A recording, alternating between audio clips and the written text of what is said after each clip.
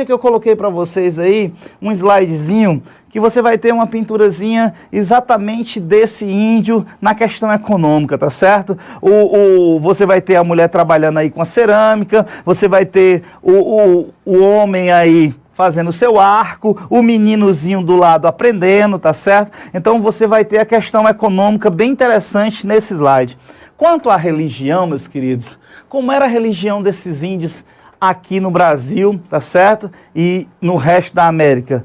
Politeísta, claro. Você sabe disso. O que é politeísmo? Adoravam vários deuses. Mas que deuses, professor? Que deuses eram esses? Meus queridos, existia um nomezinho interessante que você tem que lembrar. Os deuses eram vários. Cada tribo tinha sua lenda, cada tribo tinha seus deuses. Mas o animismo é o que imperava nessas tribos, tá certo? Na questão religiosa. E aí você me pergunta, professor, me dá um explicado no que é animismo. Animismo é exatamente a questão de você transformar fenômenos da natureza em deuses. Então o sol, então a chuva, o relâmpago, você tem um raio, transformar esses fenômenos em deuses. Isso é chamado de animismo, tá certo? Então você endeusa fenômenos sobrenaturais, fenômenos da natureza. Então você vai ter a questão do politeísmo e do animismo. E a questão que muita gente torce o nariz e muita gente não entende da antropofagia, tá certo? Professor, eu já sei o que é antropofagia. Antropofagia é exatamente o que a gente chama de canibalismo. Olha, eu não posso considerar a antropofagia como uma questão canibal, tá certo? E porque você consome né? Homem, fagia, devorar, comer. Então seria o caso de você realmente devorar um ser humano, você comer literalmente um ser humano. Mas vou te dizer, aqui era uma questão cultural. Tá? Você pode estar até rindo aí, mas na Europa fazia coisa muito mais selvagem, se você quer pensar desse jeito, e eu já explico como. Então veja, se você tem uma questão ritualística aqui, no sentido de que, poxa, deixa eu te dar um exemplo, quando o cara estava lutando com seu inimigo, e ele conseguia derrotar aquele inimigo, ele viu o quanto aquele inimigo era forte, e o quanto ele teve uma sorte, ou então uma coisa, sei lá, que aconteceu que ele conseguiu derrotar. E ele dizia, cara, se eu pudesse ter a força desse guerreiro, seria muito mais interessante para mim. Então o que ele fazia? Um ritual ali, e ele devorava aqueles braços, né? Porque ele achava que a força estava naqueles braços. E se o índio, sei lá, corresse demais, então o que acontecia? Ele pegava aquelas pernas, quando estivesse fazendo todo o ritual, e ele pegava as pernas porque ele achava que consumindo aquelas pernas, você vai ter a ligeireza daquele outro índio que foi devorado. Mas entenda, não era por fome. Não era por fome, porque como eu já disse e vou repetir, a natureza dava tudo para esse índio. Um meninozinho uma vez levantou de uma escola, e aí menino, você sabe como é, ele levantou os braços e disse assim, levantou um braço e perguntou, professor, quando eu olhei para ele, eu disse, vixe, tem alguma coisa de errada. Ele disse, professor, e se o outro índio não tivesse filho, e se o outro que morreu tivesse muito filho? Ele ia fazer o quê? Eu disse, rapaz, vamos voltar aqui para a aula. Você está com a tua cabeça muito fértil, meu amigo. Enfim, tem essas coisas, tá certo? Quando você é professor, tem disso. Mas foi uma pergunta interessante, tá certo? Professor, vamos voltar aqui. A questão é a seguinte. Volta, olha para mim. Olha essa foto, olha essa pintura aí. Olha essa pintura que você tem da época, tá certo? De um cara que foi prisioneiro, chamado Hans Stander, foi prisioneiro durante muito tempo dos índios tupinambás, tá certo?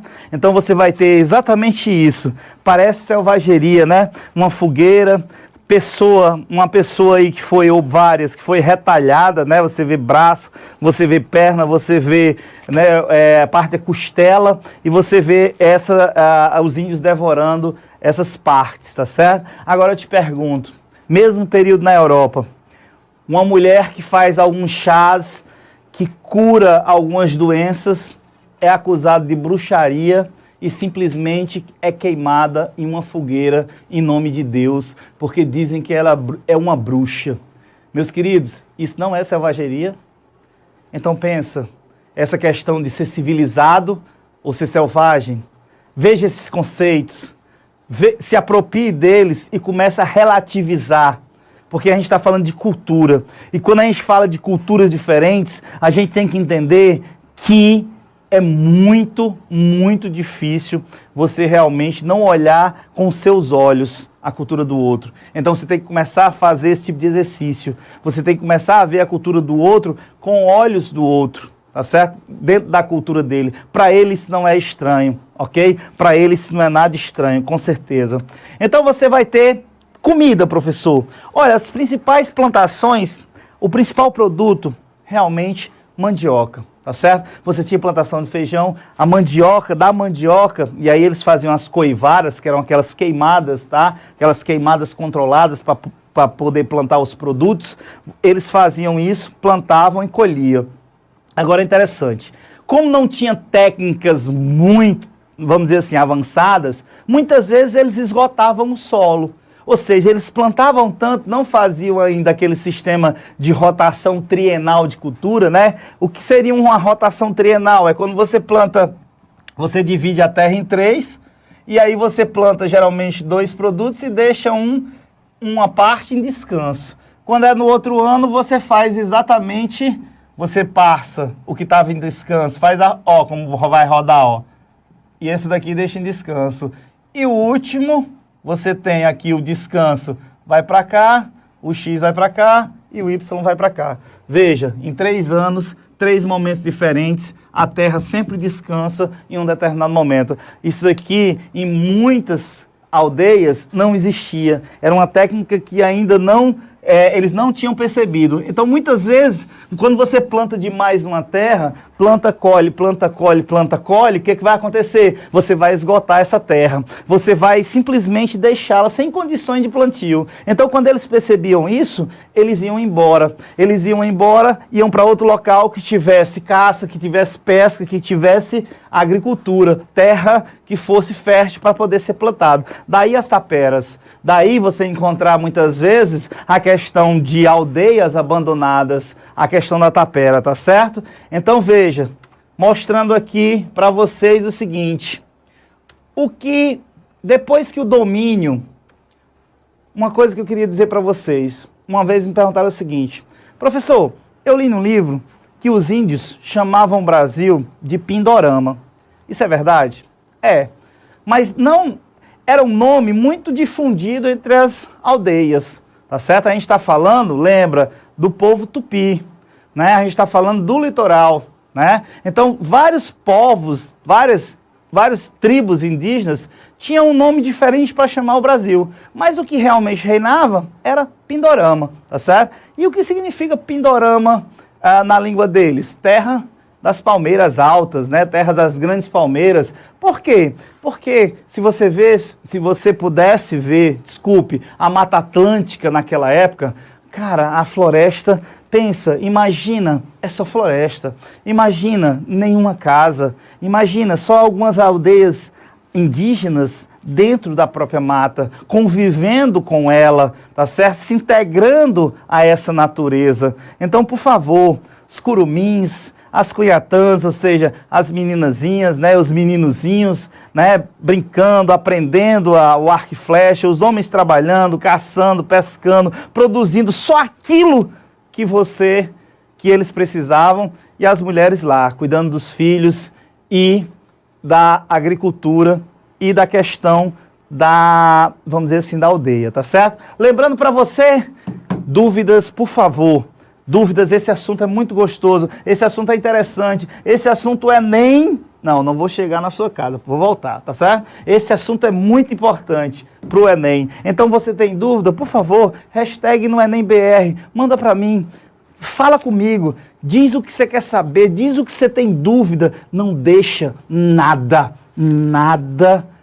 que você não saiba sem saber, tá? Um filósofo chamado Kant, tá certo? Filósofo chamado Immanuel Kant, ele vai dizer, sapere aude sempre. O que é sapere aude? Ele disse, foi a época em que as pessoas fizeram sapere aude, que é a época do iluminismo, tá? Ele trabalhou esse termo no iluminismo, que a gente vai ter uma aula sobre isso, Tá? Ele disse, foi a época em que o homem ousou saber. Ouse saber. Saperialdi é ouse saber, tá certo? Tenha curiosidade, em outras palavras. É assim que você vai conquistar tudo o que você quiser, não só a sua entrada em uma universidade, mas todas as outras questões em relação à vida. Voz, alguma dúvida aí por enquanto?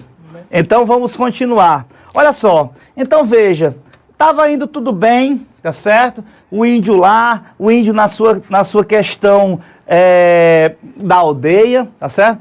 Professor, uma dúvida. Havia muitas guerras entre esses índios? Havia, viu? Não vamos romantizar, as tribos viviam em estado de guerra, tá certo? Principalmente quando uma se mudava para um cantinho, invadia um determinado território, tá certo?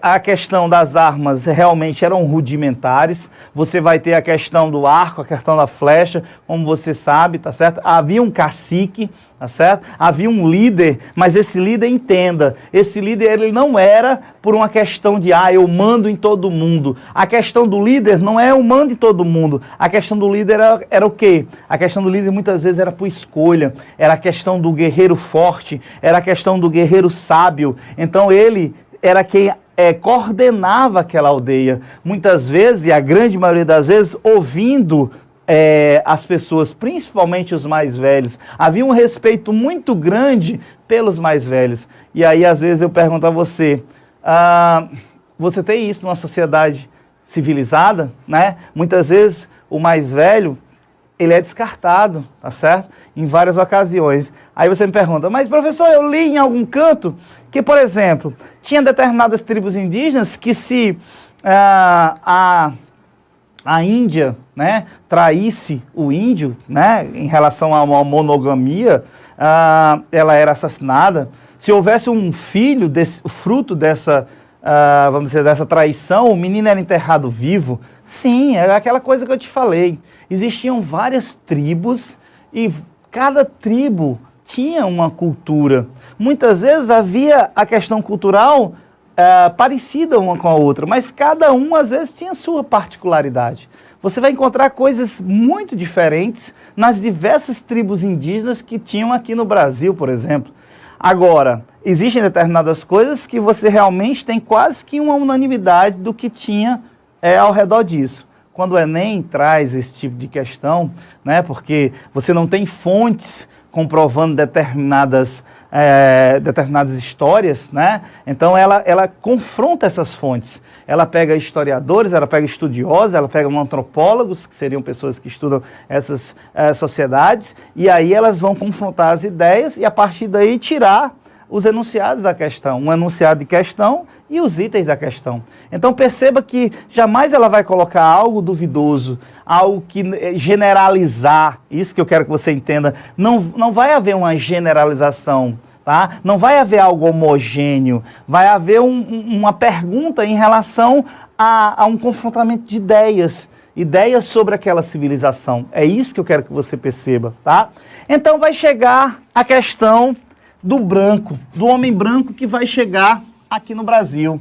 E aí é onde a gente vai entrar nesse, como foi esse embate, como foi esse encontro do homem branco com esse índio, tá certo? Como foi esse momento desde o encontro do Brasil até realmente a chegada desse branco aqui no Brasil. Eu queria que você percebesse uma coisa. Olha o slide, por favor, olha o slide, que eu acho que todo mundo conhece essa pintura, essa foto do Brasil.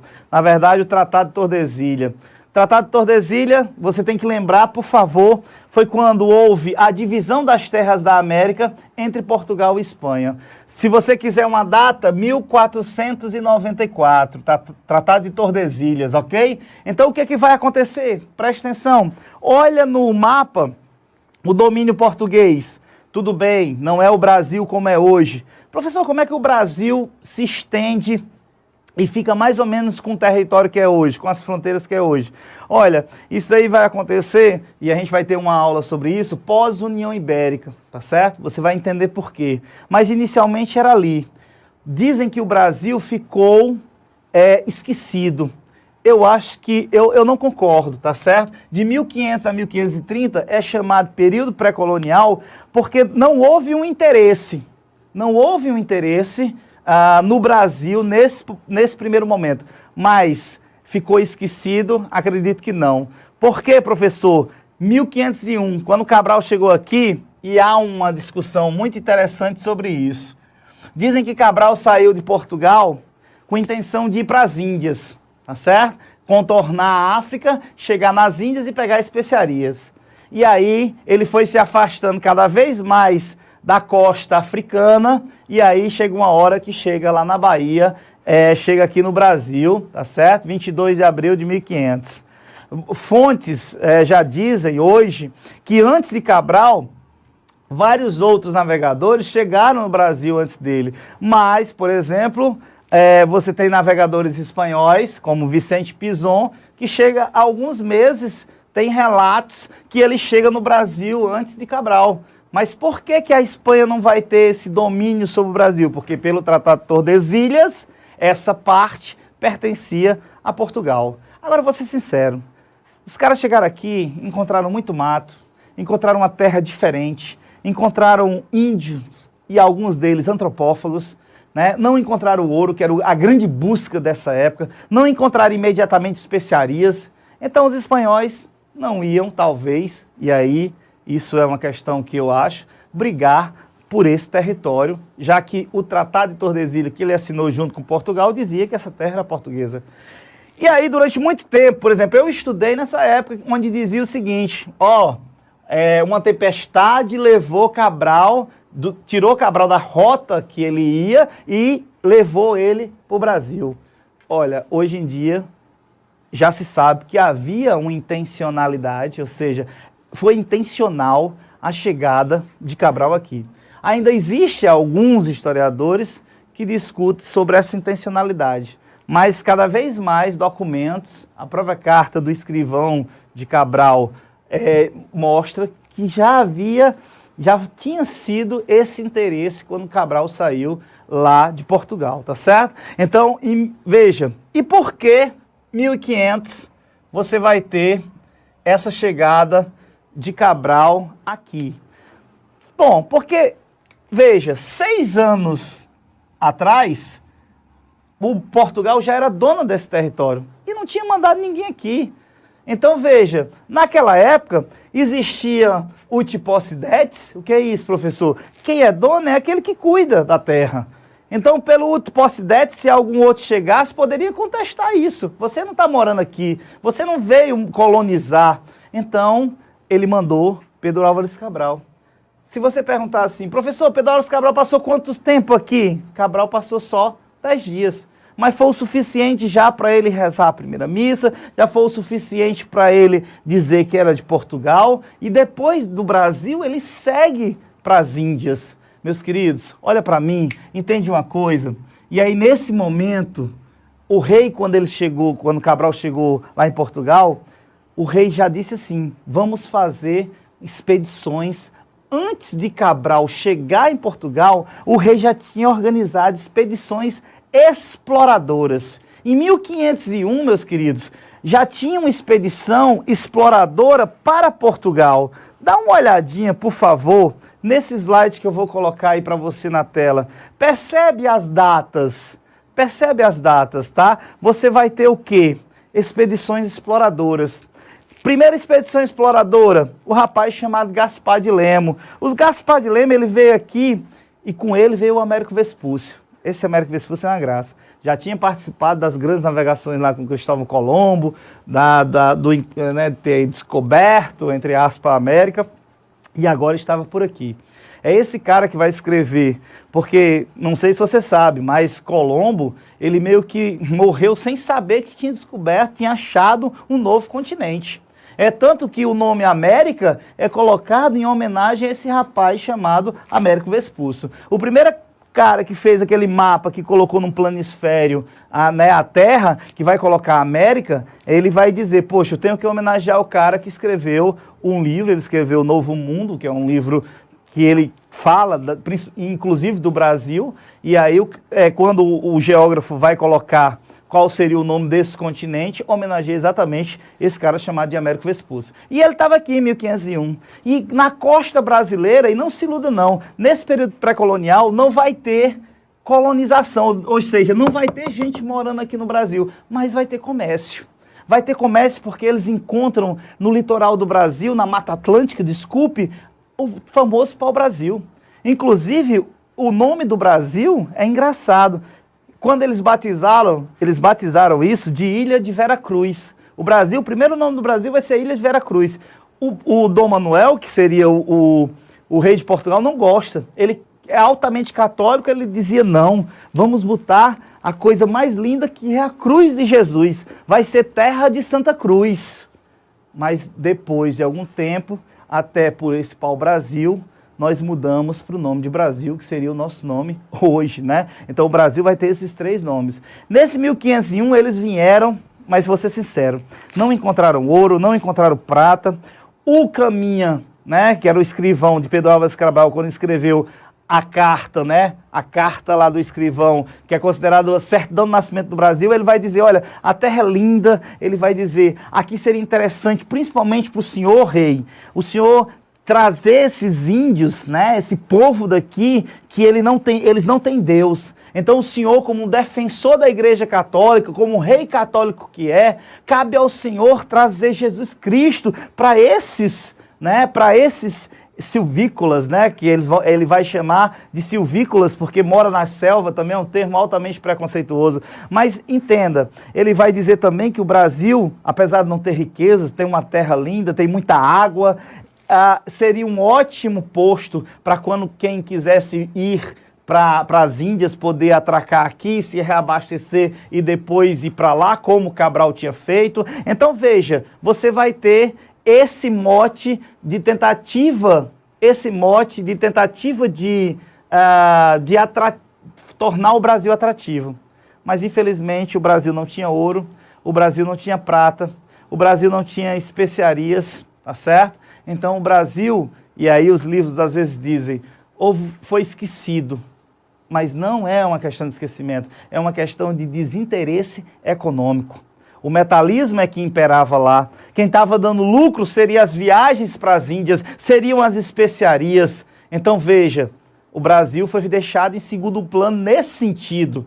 Tá certo? Mas quando eles viram 1501 que tinha o pau-brasil, 2 anos depois, 1503, Gonçalo Coelho veio já com o intuito de quê? Comercializar esse pau-brasil? Não. Catalogar, ver como é que seria possível, porque o rei teve uma ideia de comercializar, né, esse pau-brasil, no sentido de dar, né, a questão do trabalho, terceirizar, vamos dizer assim. Chegou um rapaz lá, chamado Fernão de Noronha, que é até a nossa ilha aqui, lá em Pernambuco, né? Fernão de Noronha era um cristão novo, ou seja, era de outra religião e foi obrigado a se tornar católico, tá certo? Porque nessa época lá, Portugal e Espanha eram os países mais católicos do mundo, então eles baixaram uma lei que se você não fosse católico, ou você saía desses países, ou você se convertia ao cristianismo. E Fernão de Noronha, um cristão novo, falou para o rei que queria fazer o comércio desse pau-brasil.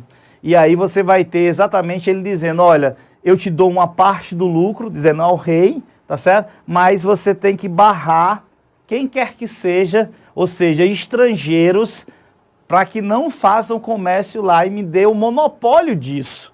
Como havia um estanco real, e aí explico o que é estanco. Estanco seria a coroa tem o monopólio daquele produto. Ou seja, a coroa, somente ela pode fazer comércio com aquele produto. Como custaria teoricamente muito caro para a coroa, não havia um retorno econômico muito grande, ela simplesmente passou para terceiros. E no caso aí seria o Fernão de Noronha. E é aí que entra o indígena. Porque quando ele chega aqui, meus queridos, e aí eu queria te mostrar